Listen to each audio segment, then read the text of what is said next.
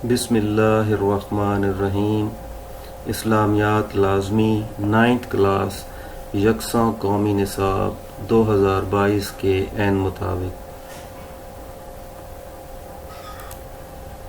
باب صوم یعنی یونٹ 3 چل رہا ہے، اس کا حصہ ہے عام الوفود حاصلات تعلم۔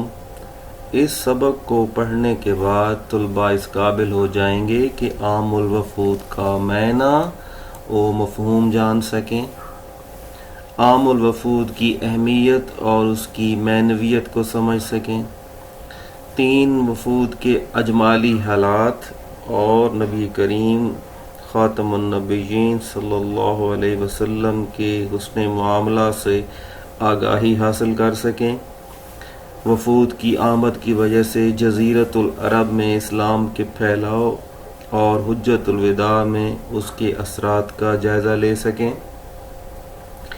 نبی کریم خاتم النبیین کی سیرت کو مد نظر رکھتے ہوئے مہمانوں اور وفود کے اعزاز و اکرام کرنے والے بن سکیں، عملی زندگی میں نبی کریم خاتم النبیین کے حسن معاملات سے رہنمائی حاصل کر سکیں۔ عام کا معنی سال اور وفود کی جمع ہے وفد، جس کا معنی لوگوں کی جماعت ہے۔ عام الوفود سے مراد وہ سال ہے جس میں پورے عرب سے کثرت کے ساتھ وفود نبی کریم کی خدمت اقدس میں حاضر ہوئے۔ فتح مکہ اور غزوہ حنین کے بعد دور دراز علاقوں میں پیغمبر اسلام خاتم النبیین صلی اللہ علیہ وعلی آلہ واصحابہ وسلم اور آپ کے جاں نثار صحابہ اکرام رضی اللہ تعالی عنہم کے اعلیٰ اخلاق کے چرچے ہوئے اور لوگوں میں یہ شوق پیدا ہوا کہ ہم بھی اسلام کے بارے میں سمجھ بوجھ حاصل کریں، لہٰذا بہت سے علاقوں سے جوک در جوک وفود حاضر ہونے لگے۔ نبی کریم خاتم النبیین صلی اللہ علیہ وعلی آلہ وصحابہ وسلم مدینہ طیبہ آنے والے وفود کو عموماً مسجد نبوی میں ٹھہراتے تھے۔ ان وفود کا آنا دور دراز کے علاقوں سے ہوتا تھا، جو اس بات کا منہ بولتا ثبوت ہے کہ دور رسالت میں اسلام پورے جزیرہ عرب میں پھیل چکا تھا۔ ان کے استقبال اور قیام و طعام یعنی ان کو ٹھہرانے اور کھانا کھلانے کا انتظام نبی کریم خاتم النبیین صلی اللہ علیہ وعلی آلہ واصحابہ وسلم کے حسن انتظام، اسلامی آباد اور کریمانہ اخلاق کی عمدہ مثالیں ہیں۔ وفد بنو تمیم۔ بنو تمیم کا وفد 9 ہجری کے آغاز میں مدینہ طیبہ حاضر ہوا۔ یہ لوگ اپنے قیدیوں کو آزاد کرانا چاہتے تھے۔ ان کی قیادت عرب کا مشہور سردار اقرا بن حابس کر رہا تھا۔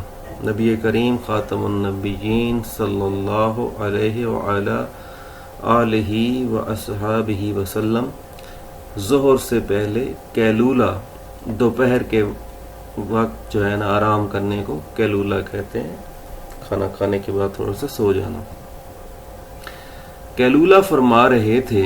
انہوں نے نبی کریم خاتم النبیین صلی اللہ علیہ وعلی آلہ وصحبہ وسلم کو بے آرام کیا۔ آپ خاتم النبیین کو گھر کے باہر پکارا، آوازیں دیتے رہے۔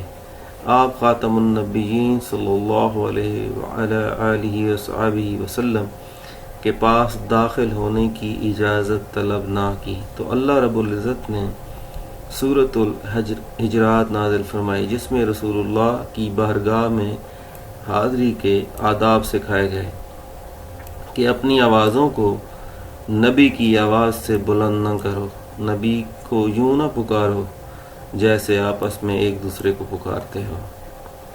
یہ لوگ اپنے ساتھ بڑے فصیح و بلیغ شاعر اور خطیب لے کر آئے تھے، جن کے مقابلے میں نبی کریم نے بطور خطیب حضرت ثابت بن قیس رضی اللہ تعالی عنہ کو جواب دینے کا حکم دیا، اور بطور شاعر حضرت حسان بن ثابت رضی اللہ تعالیٰ عنہ کو پیش کیا کہ اٹھو اور جواب دو۔ انہوں نے تسلیم کر لیا کہ آپ نبی کریم خاتم النبیین کے خطیب اور شاعر دونوں بہت اعلیٰ ہیں۔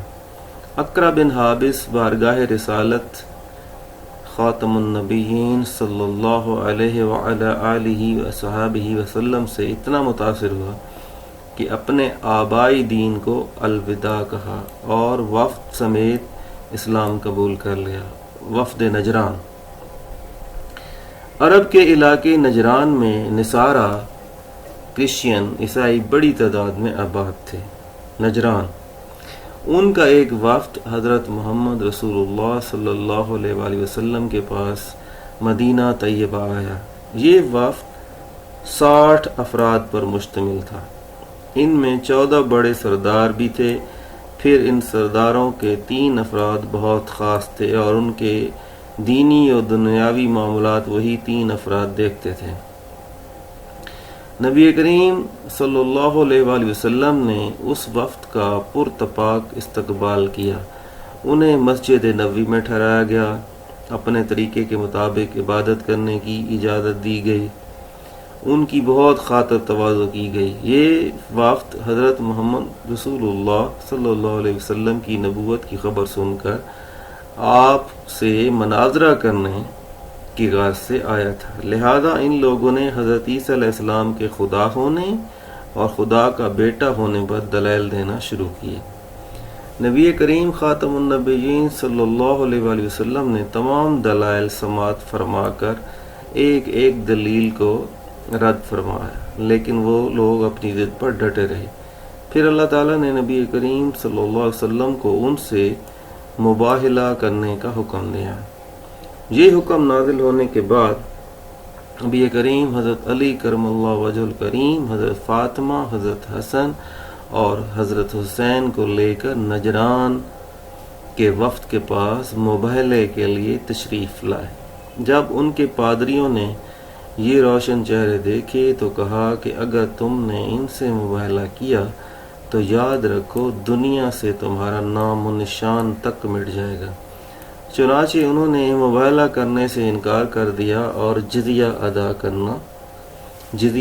کرنے کے لیے ٹیکس، اس زمانے کا ٹیکس دینے کے لیے یا جزیہ ادا کرنے کے لیے تیار ہو گئے۔ اس کے بعد نبی کریم صلی اللہ علیہ وآلہ وسلم نے فرمایا، قسم ہے اس ذات کی جس کے قبضے میں میری جان ہے، اللہ کا عذاب اہل نجران کے نزدیک آ چکا تھا، اور اگر یہ مباہلہ کرتے تو انہیں جانور بنا دیا جاتا، ان کی وادی میں آگ بھڑکتی رہتی اور انہیں ملیا میٹ کر دیا جاتا، یہاں تک کہ درختوں پر پرندے بھی ہلاک ہو جاتے، اور سال ختم ہونے سے پہلے نصارہ فنا کے گھاٹ اتر جاتے۔ وفد عبد القیس، اس وفد میں 20 آدمی تھے۔ ان کے سردار کا نام منظر بن عائز اور لقب اشج تھا۔ اشج زبان اور دل کا کھرا تھا۔ وفد عبد القیس کی بارگاہ نبوی میں آمد سے پہلے نبی کریم نے صحابہ اکرام کو خبر دی کہ مشرق سے کچھ سوار آ رہے ہیں جو اسلام قبول کریں گے۔ وفد عبد القیس کے لوگ جب نبی کریم صلی اللہ علیہ وسلم کے پاس حاضر ہوئے تو آپ صلی اللہ علیہ وسلم نے ان کا والہانہ استقبال فرمایا۔ انہوں نے حضور صلی اللہ علیہ وسلم کے چہرہ انور کی خوبصورتی کو دیکھ کر آپ کے دست مبارک اور پائے اقدس کو بوسے دے کر محبت و عقیدت کا اظہار کیا۔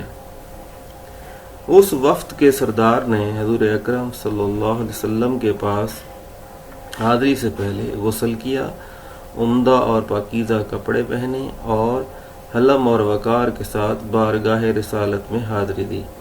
نبی کریم صلی اللہ علیہ وسلم نے اس کی وضع اور آداب کو پسند کرتے ہوئے اس کی حوصلہ افزائی فرمائی اور ارشاد فرمایا بلا شبہ 2 خوبیاں تم میں ایسی ہیں جو اللہ تعالیٰ کو بہت محبوب ہیں، ایک حلم یعنی جلد بازی نہ کرنا اور امور معاملات میں غور و فکر کرنا، اور دوسری خوبی وقار ہے۔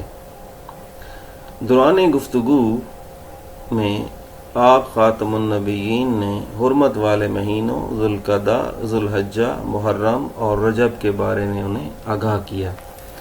نبی کریم صلی اللہ علیہ وسلم نے ان کو نماز، روزہ، زکوٰۃ اور غنیمت میں سے ادائے خمس کا حکم دیا۔ نبی کریم صلی اللہ علیہ وسلم نے ان کے لیے دعا فرماتے ہوئے ارشاد فرمایا، اے اللہ عبد القیس والوں کی بخشش فرما۔ یہ وفد 10 دن تک حضور صلی اللہ علیہ وسلم کی بارگاہ میں رہا، قرآن مجید اور احکام شریعت سیکھے۔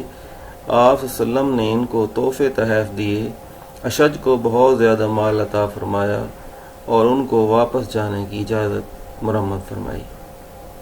اس سبق میں ہمیں نبی کریم صلی اللہ علیہ وسلم کی تعلیمات سے یہ درس ملتا ہے کہ ہمیں دوسروں کے گھروں میں داخل ہونے سے پہلے اجازت طلب کرنی چاہیے، معاملات میں جلد بازی نہیں کرنی چاہیے اور امور معاملات کی انجام دہی میں غور و فکر کرنا چاہیے، اور اپنی ذاتی زندگی میں وقار اور احترام کو ملحوظ خاطر رکھنا چاہیے۔ مشقی سوالات۔ درست جواب کا انتخاب کریں۔ عام الوفود سے مراد ہے وفود کا سال۔ بنی تمیم کے سامنے نبی کریم صلی اللہ علیہ وسلم نے بطور خطیب کس کو پیش کیا؟ حضرت ثابت بن قیس کو بطور جائے خطیب پیش کیا، اور ناطقان کے طور پر حضرت حسان بن ثابت۔ نمبر 3، نبی کریم صلی اللہ علیہ وسلم کی خدمت میں حاضر ہونے والے وفود کو ٹھہرایا جاتا تھا مسجد نبوی میں۔ یہ والا آپشن درست ہے۔ وفد بنی تمیم کی قیادت کر رہا تھا۔ بنی تمیم کی قیادت اقرا بن حابس کر رہا تھا جو ان کا سردار تھا۔ وفد عبد القیس کے سردار اشج میں 2 نمایاں خوبیاں تھیں، حلم اور وقار۔ یہ آپشن درست ہے۔ مختصر جواب دیں۔ 1، عام الوفود کا معنی اور مفہوم بیان کریں۔ عام کا معنی سال اور وفود کی جمع وفد ہے، جس کا معنی لوگوں کی جماعت ہے۔ عام الوفود سے مراد وہ سال ہے جس میں پورے عرب سے کثرت کے ساتھ وفود نبی کریم صلی اللہ علیہ وسلم کی خدمت اقدس میں حاضر ہوئے۔ جوز نمبر 2، وفد عبد القیس کے سردار کا نام لکھیں۔ وفد عبد القیس، ان کے سردار کا نام منظر بن عائض اور لقب اشج تھا۔ نمبر 3 ہو گیا، بلکہ یہ کرنا ہے۔ وفد عبد القیس کے بارے میں نبی کریم صلی اللہ علیہ وسلم نے کون سی دعا فرمائی؟ ان کے لیے دعا فرماتے ہوئے ارشاد فرمایا، اے اللہ عبد القیس والوں کی بخشش فرما۔ نمبر 4، وفد عبد القیس کے سردار نے نبی کریم صلی اللہ علیہ وسلم کی بارگاہ میں حاضری سے پہلے کیا اہتمام کیا؟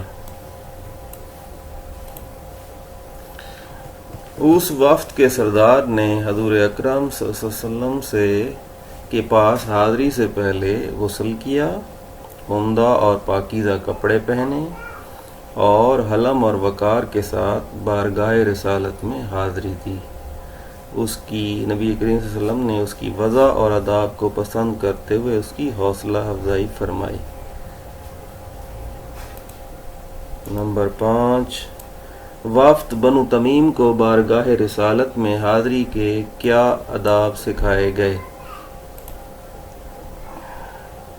جس میں رسول اللہ صلی اللہ علیہ وسلم کی بارگاہ میں حاضری کے آداب سکھائے گئے۔ اپنی آوازوں کو نبی کی آوازوں سے بلند نہ کرو، نبی کو یوں نہ پکارو جیسے آپس میں ایک دوسرے کو پکارتے ہو۔ تفصیلی جواب دیں۔ وفد بنی نجران کے بارگاہ رسالت میں حاضری کے احوال کو لکھیں۔ اس سوال کے لیے آپ پورا اس کو یہاں سے لے کر اور یہاں تک اس میں سے یاد کر لیں اور چیزیں لکھ لیں۔ وما علینا الا البلاغ۔ السلام علیکم ورحمۃ اللہ۔